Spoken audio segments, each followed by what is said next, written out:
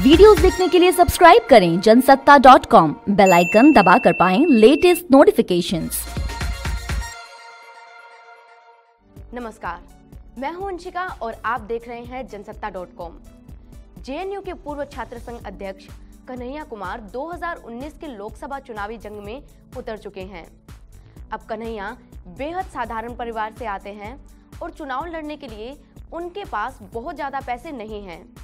इसलिए कन्हैया ने जनता से मदद मांगी और जनता ने भी कन्हैया की दिल खोलकर मदद की।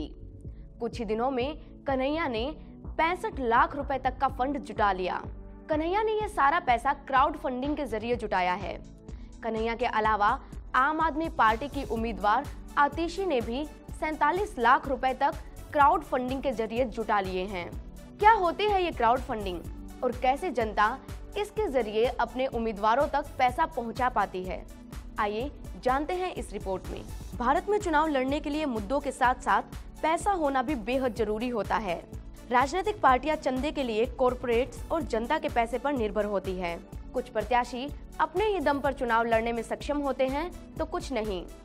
जो प्रत्याशी अपने ही दम पर चुनाव लड़ने में सक्षम नहीं होते, लेकिन वे अगर जनता में लोकप्रिय हैं, तो जनता से मदद मांगते हैं।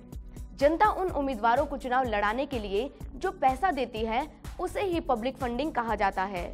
देश की जनता कोने कोने से अपने पसंदीदा उम्मीदवारों की मदद कर सके, इसके लिए कई ऑनलाइन प्लेटफॉर्म भी बाजार में आ गए हैं। ये प्लेटफॉर्म चुनाव में फंड जुटाने के लिए मदद करते हैं। ऐसे ही एक ऑनलाइन प्लेटफॉर्म आर डेमोक्रेसी के आनंद मंगलाने और बिलाल जैदी से बात की rediff.com ने।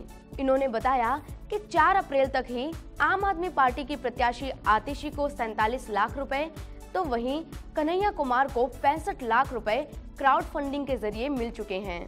अब हम आपको बताते हैं कि ऑनलाइन फंडिंग होती कैसे है। दरअसल इस प्लेटफॉर्म पर कोई भी अपना अकाउंट क्रिएट कर सकता है। इसके लिए आपको अपने फोन नंबर और मेल आईडी की जरूरत होती है। इसके बाद कंपनी अकाउंट को वेरीफाई करेगी और फिर मंजूरी देगी। इसके बाद कंपनी उम्मीदवार के लिए चुनाव प्रचार और पब्लिक फंडिंग जुटाने की रणनीति तैयार करती है। इसके लिए विभिन्न समस्याओं और मुद्दों पर ध्यान केंद्रित किया जाता है। इस काम के लिए कंपनी फ्रीलांस पत्रकारों और ग्राफिक डिजाइनर्स की मदद लेती है। इस पूरे काम को करने के लिए कंपनी कुल पब्लिक फंडिंग का 5% बतौर कमीशन लेती है। इस प्लेटफॉर्म पर व्यक्ति कम से कम 100 रुपए डोनेट कर सकता है। ये डोनेशन अलग अलग चीजों के लिए हो सकता है, यानी कि मीडिया में प्रचार के लिए या फिर कैंपेनिंग के लिए या फिर किसी अलग काम के लिए।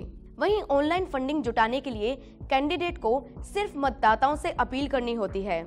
यदि कैंडिडेट चाहे तो वो खुद ही अपनी समझ से जनता से अपील कर सकता है, और यदि उसे इस काम में मदद की जरूरत होती है तो कंपनी इसमें भी उसकी मदद करती है और कुछ ही घंटों में अपील का सारा काम पूरा कर देती है। तो ये रिपोर्ट थी चुनाव में होने वाली क्राउड फंडिंग पर। इसी तरह के और वीडियोस देखने के लिए सब्सक्राइब करें जनसत्ता.com।